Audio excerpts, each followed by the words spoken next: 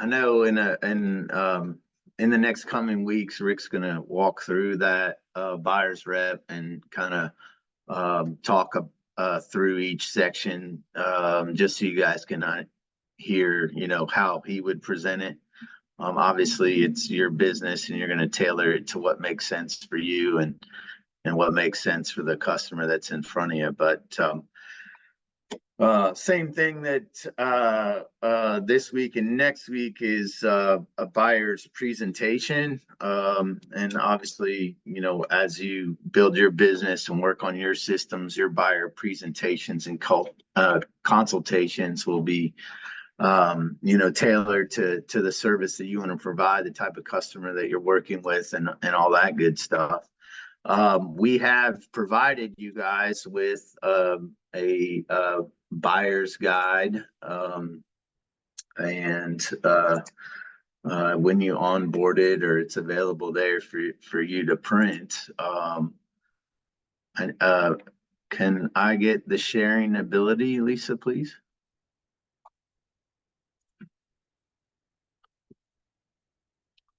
So Rick's going to walk through this buyer's guide today.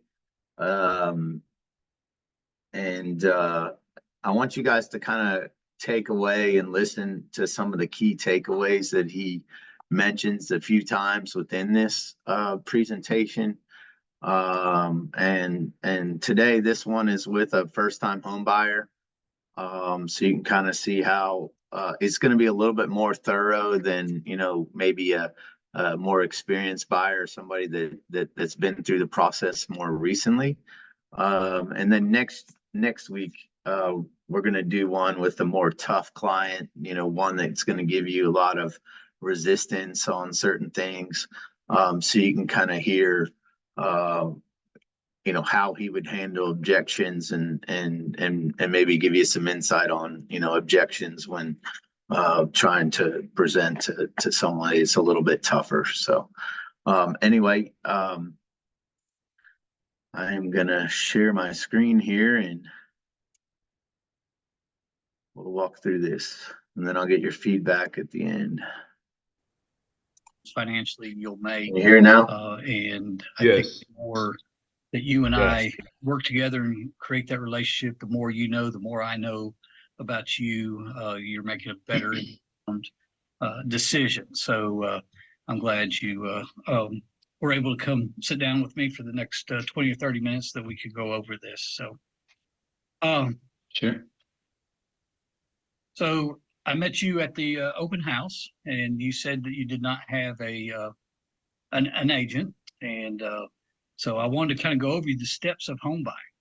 So one of the main steps is deciding what you want. Obviously, the house that you came to at our open house struck your interest. So through this process, and at the end of this booklet, there'll be a resource sheet on things that you want. So are you buying this by yourself, or do you have another person buying this with you? It'd be me and my wife. Okay. So I would like you and your wife to go over that sheet, put down your must-haves and your wants. So hopefully we can find that perfect house that has your must-haves and your wants, and it's great. So one of the first things we look at is, where do we want to live? So you were over there on the south side of Murfreesboro. Is that generally the area you like? It could be anywhere in Murfreesboro. Okay, great. Are schools important to you? Not at this point, particularly. All right. And then have you figured the style of home you want? Do you want new construction? Are you wanting an older ranch home? Have you figured that? Probably something newer, but doesn't have to be like new construction. Okay, great. So when you do your worksheet, I think we'll be able to narrow that down, and then at the end of all this, I will set you up on a home search, and we'll narrow those homes down to find what you want, and hopefully meet your needs and your wants. So step two, have you got a lender that you're working with, or are you paying cash? I would need to finance the home, but I do not have a lender at this point? So I will recommend a few to you. If you have one and you want to use, great. I do recommend, just like you're sitting down talking with me, that you have a time that you sit down in front of a lender. I personally like it when buyers have that person that they can personally go to and sit eyeball to eyeball and discuss, because your financial and the different loan products are out there. Having that discussion and that lender that you match with, and that lender being able to fit a lending product that meets your needs is very important. Plus, when things are going on through a deal, once we do get under contract, those things that they ask for and those things that become time sensitive, it's a great thing to be able to go down and sit in front of that lender. I'll be glad to send you two or three, and in fact, I'll get them to reach out to you. Would that be okay? Yeah, that'd be great. Thank you. All right. Next is choosing an agent. So, that's one thing I want to kind of sit down with you. I want to let you understand what I do, how I earn my compensation, and all the aspects to home buying. So most cases, sellers pay compensation. However, there are times when there may not be compensation offered. Okay, so you're going to see all the aspects that go through home buying and everything that's done. Part of my job will be negotiating not only price but also terms. So my compensation may be in those terms, put in as a concession. So then also, I'm going to be helping you not to avoid overpaying. Every home that you have particular interest in, that you're really interested in, I'm going to do, if you've heard of it, maybe called a comparative market analysis, a CMA. Okay. I'm going to be honing down the value. So the seller, I always say there's three values to a home. There's a seller's value, there's the buyer's value, and right in the middle is usually the appraisal value, or what the home is really worth. That is what I'm going to be doing research on and working hard for you to figure out what the current value of that home is. And then I'm going to be protecting your interest. So just like the seller has entered into a contract with a listing agent, put that home on the market, I'm going to be showing you a contract that you and me can work together so that I can represent you to the fullest, just like that seller is. So that listing agent has that seller's interest in mind, and I would have your interest in mind. And that's why it's so important to have buyer representation. Everything will be held confidentially. I'll be loyal and diligent, and then I'll be giving you expert advice on the market value, location, all the different timelines that we would have to meet. In fact, in today's contracts, there's about 13 timelines that that we have to meet. And some of those timelines, if you miss them, you're either buying the house as is without the ability to do an inspection, or you may lose. The contract may close because or not close because you missed a timeline and you lose your earnest money you put down. So there's 13 timelines that I'm going to be keeping track of, make sure we stay on track to protect your money and to protect you legally also in some cases. The other thing is I want you to understand is that part of my expert advice will be using the right contracts. Okay, there's over 94, exactly 94 contracts in the residential section for our contracts in the real estate. So choosing the right contract is important. If we use the wrong contract, it could delay a closing. It could make the offer null and void.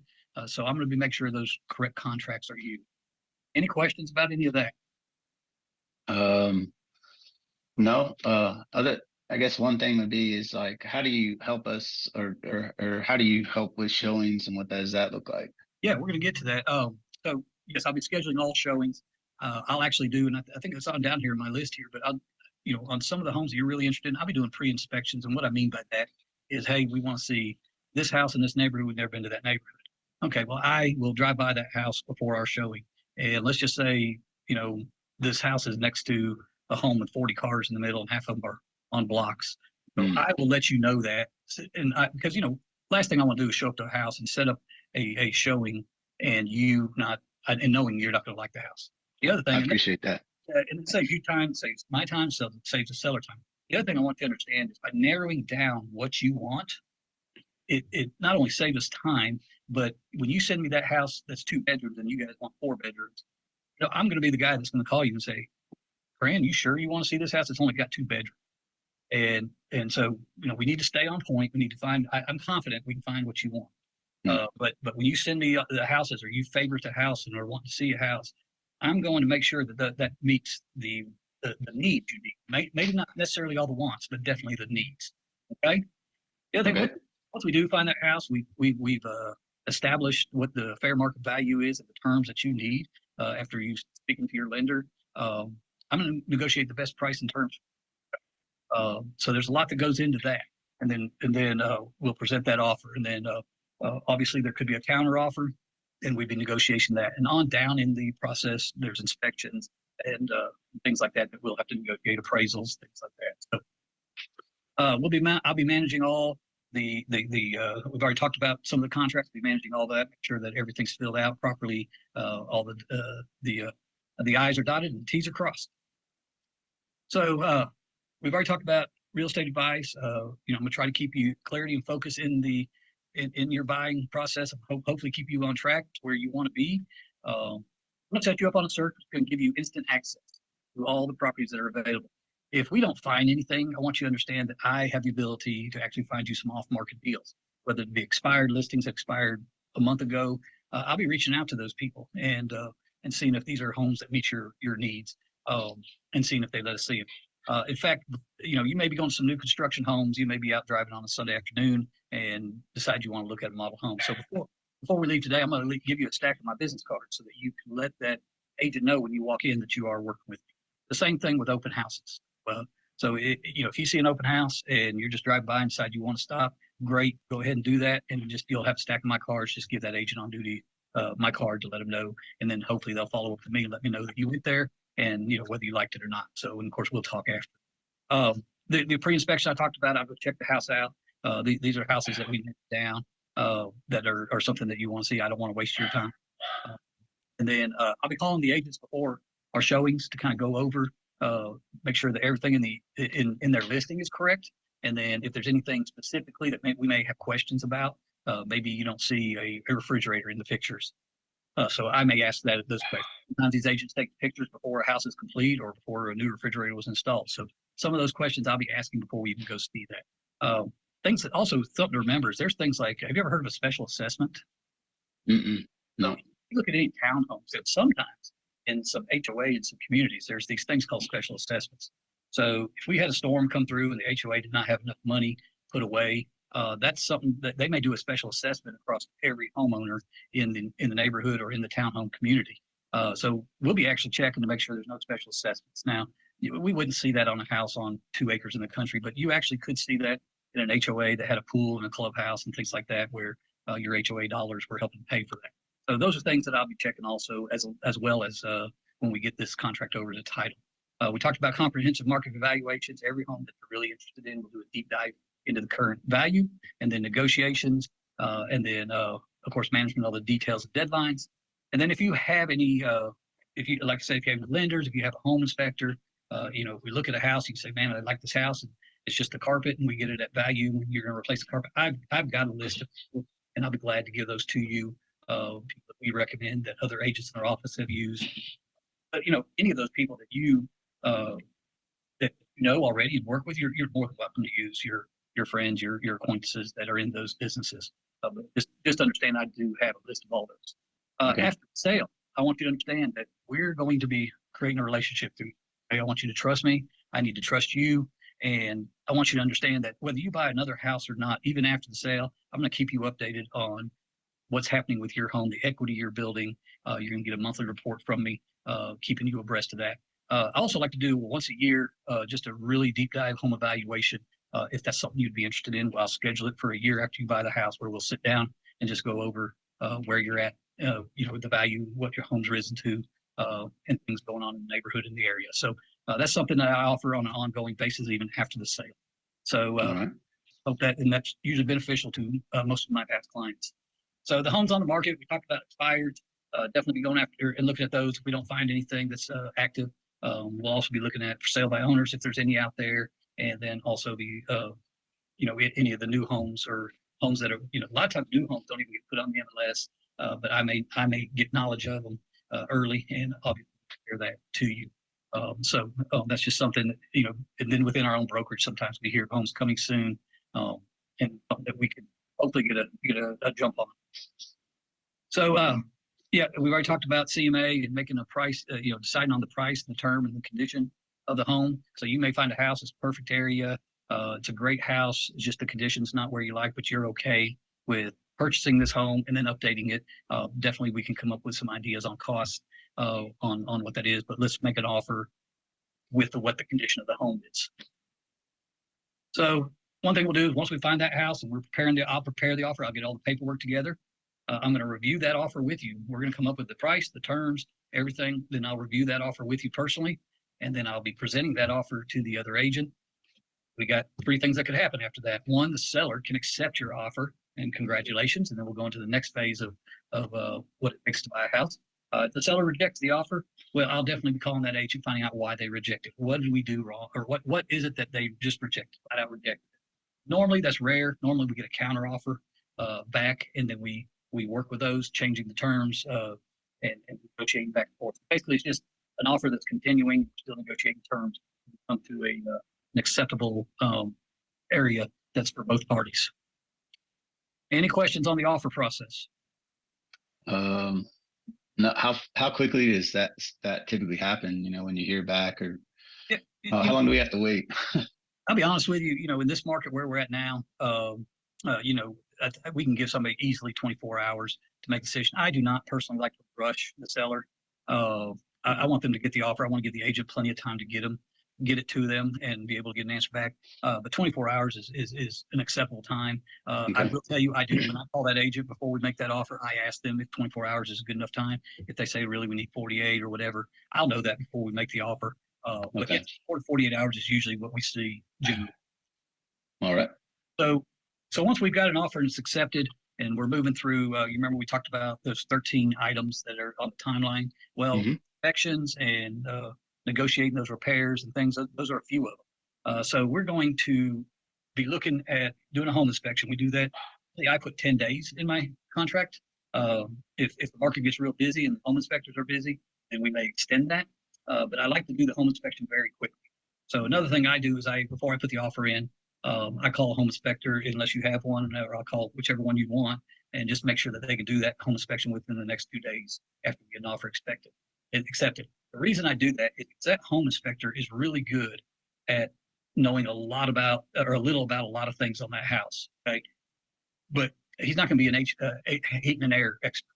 He's not necessarily going to be a roofing expert or a plumbing expert. He'll be able to know and tell us, hey, there's problems in these areas.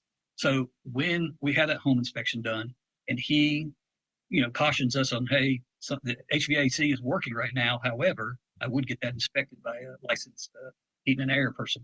So at that point, that's why I like to do my home inspection early. It gives us plenty of days to get those experts in. So think about it as you go into your primary care physician for a checkup, and he finds a little something wrong, your heart's not beating correctly or whatever, and he recommends you to go to a specialist or a cardiologist. That's what this is. We are going to go and get those experts and bring them in to inspect further. So I want to get my initial checkup done early, and then we'll bring in the specialist if needed to check out those other things. Once we get all that done, and we're going to sit down, we're going to go over that inspection report, we're going to go over the findings of the specialist, and we're going to talk about the things that we need to ask for. I do want to let you know that we do not ask for anything cosmetic. I want you to understand that, right? So it's not going to be, hey, we need to paint this room. We're not going to be asking for those things. I usually like to look at it this way. I like to ask for anything that's under the house, anything on top of the house, anything electrical, anything plumbing, anything foundational. Okay. The reason that's the main things that takes care of the main items and the most expensive items in your home. Anything on top of the house would include the roofing. Anything under the house would include water damage or anything like that. Not a vapor barrier. So those are the things I would be asking for, and that's what I would recommend. I will put on there whatever you want, but that's generally, I do not want to be asking for a bunch of little things when the main things we're worried about is the main things of the home that are affecting home. So does that make sense, or would you understand? Okay. Yeah. When you go see the house, you're going to know, okay, I don't like this red paint. You might want to, you'll know that you're going to change the paint color. So. All right. So closing day. So once we have an offer accepted, I make sure that all the documentation, all the stuff is delivered to the proper people. So I'm going to deliver to the lender. I'm going to deliver to title. And then I want you to understand that I will be checking in with those people every week. Okay. I'm going to be checking in with you every day during the offer period until we get an accepted offer. And then I'm going to be checking with you in the beginning, probably 2-3 times a week until all the inspections are done through that contingency. And then once a week for sure. After that, I check with all parties. I'll be checking with the listing agent, make sure everything's going well on their side, make sure they don't need anything from us. My reasoning for that is I want to cut off at the pass before anything goes wrong, and I want to make sure we don't miss a time. So there's a lot of little things going on behind the scenes that the lender and the title and I'm doing, and the selling agent is doing, to make sure your deal gets to a successful close. During that period, you're going to be reminded to check in, to start getting prices on insurance for the house. You're going to need homeowners insurance. You're going to be looking at moving, looking at possibly even a moving truck and a moving company. You're going to be looking at making sure the utilities. I'm going to give you a list of all the utilities you need to get changed over, and you'll be reminded to make sure where you're living now that those utilities are turned off and transferred to your new property. So all the legal stuff will be taken care of.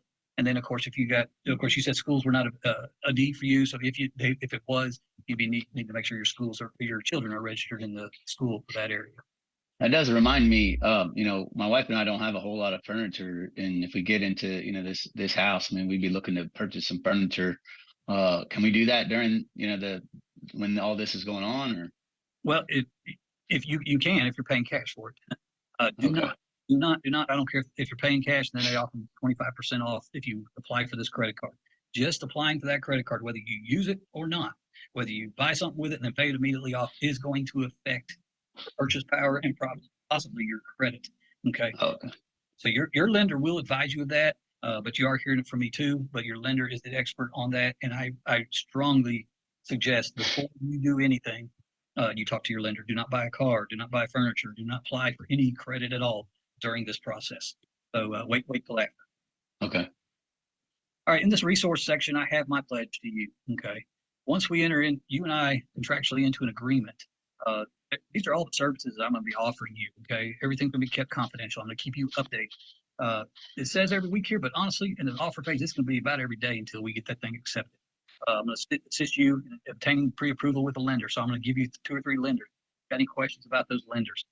I do want to tell you right now, so that this doesn't shock you, during the loan process, once you chose your lender and once you're pre-approved and once we're under contract, that lender is going to be asking you for things that you may think that are just odd and weird.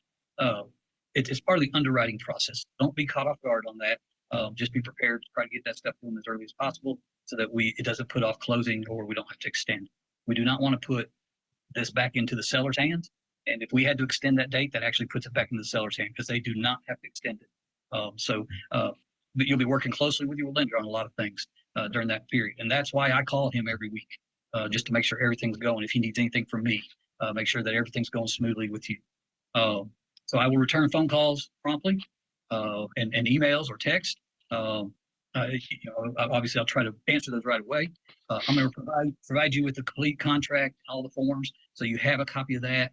And then if there was a problem or if I needed expert assistance, I will solicit my management and people maybe above me, whether it be attorneys or whatever, to get assistance on remedying a problem that we may or may not have. So I want you to understand that it's a team of people working together for you. Service to buyers during negotiation, I'm going to be monitoring that status. I'll be keeping up with what we call trust money or option money. So that money actually, once all the contingencies are lifted on the deal, and you're going to be leaving here today with a blank purchase sale agreement so you have time to read over it and ask me questions.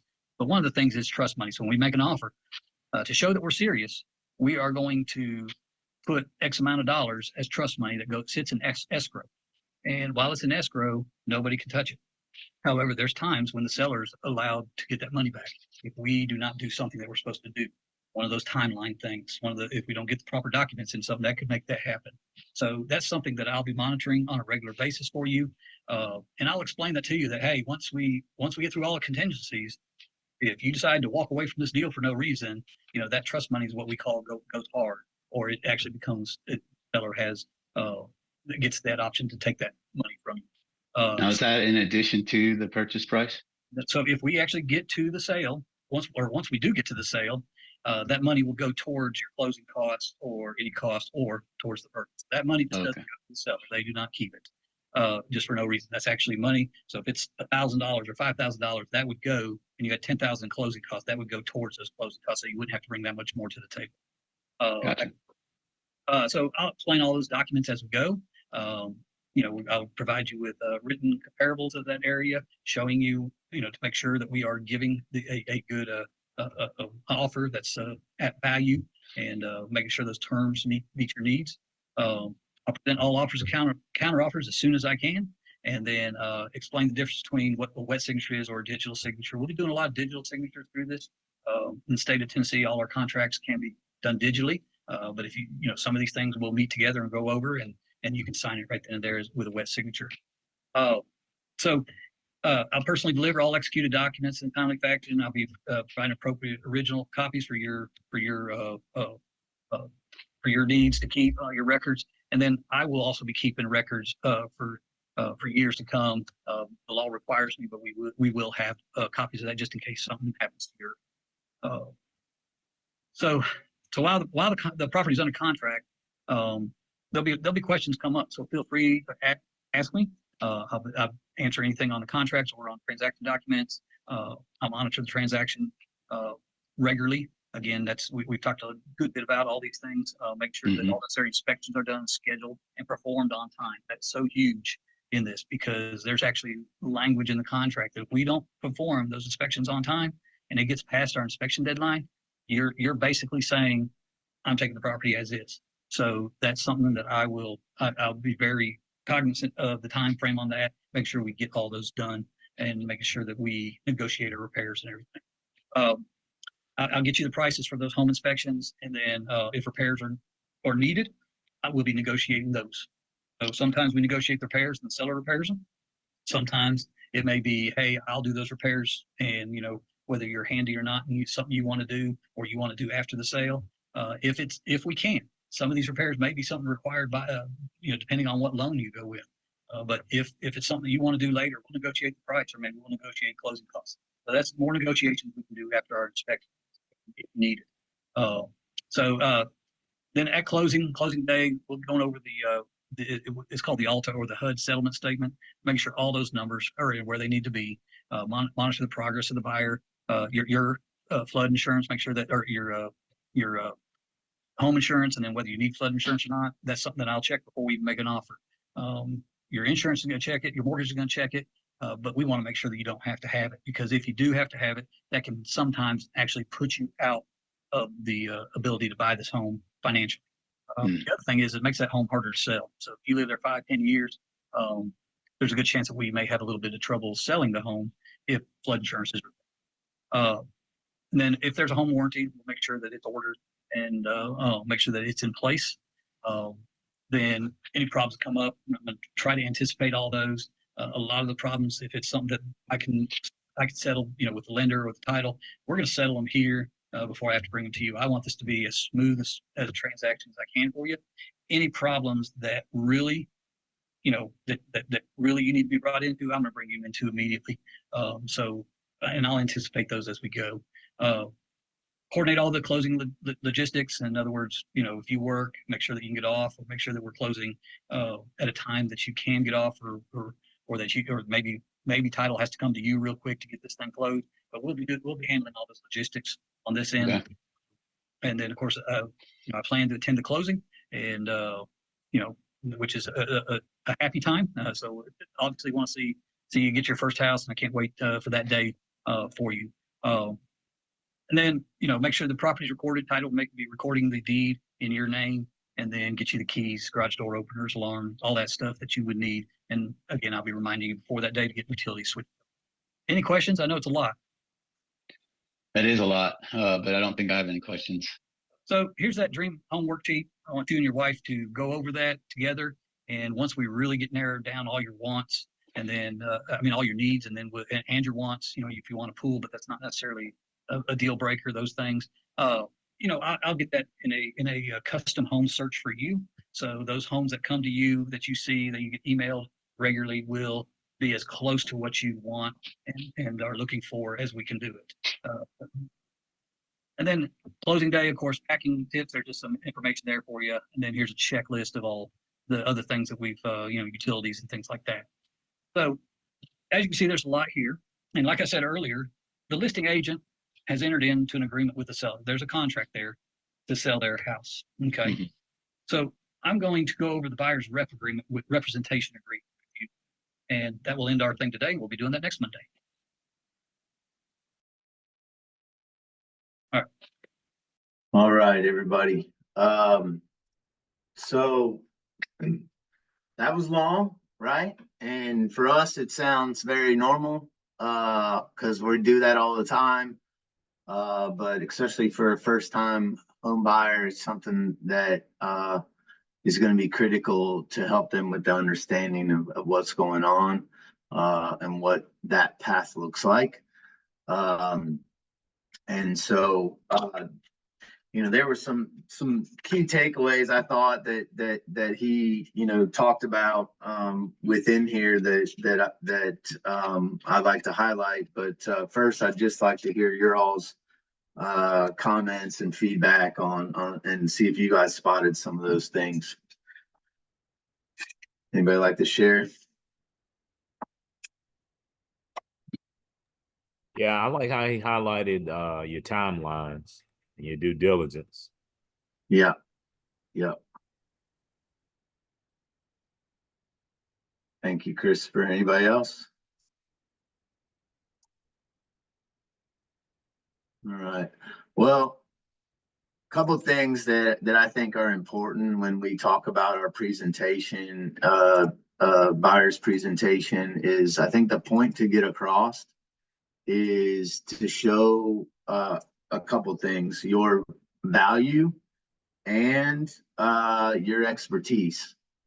And I think he did this in multiple different ways, multiple different comments along the way.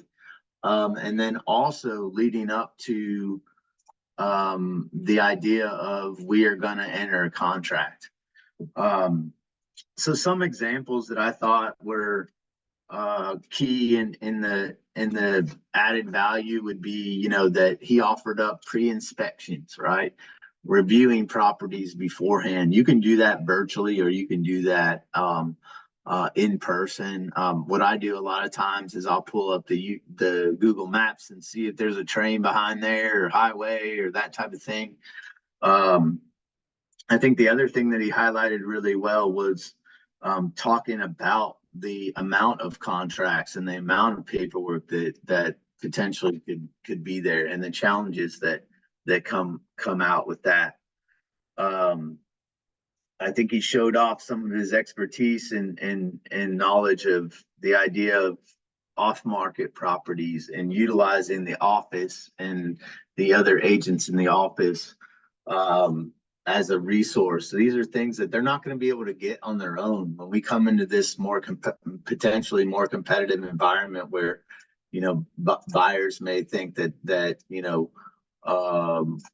we don't need to get paid, or we're going to pay you less, or so that's part of this whole thing. Also, that he was going to call the listing agents ahead of time and get some information about that. And then he made a couple presumptive closes during this presentation. So, he said he was going to give them business cards for when they go to open houses or new construction, and for them to hand them to the people as him being their agent. Also offering up the idea of after they close, the monthly market reports and the annual CMAs. So these are things that you can put in your conversation and your consultations to just continue to show your value and show why you're needed and why, and the type of service that you're going to provide. So just keep those things in mind as you walk through your presentation with folks, and realize that this is you're selling yourself to the prospective client, right? And they only become a client once they sign that agreement. Until then, they're your customer. And so you'll have to continue to do that. And he referenced that agreement or that contract along the way, and making it a little bit more personable and relatable to the idea of if somebody had already,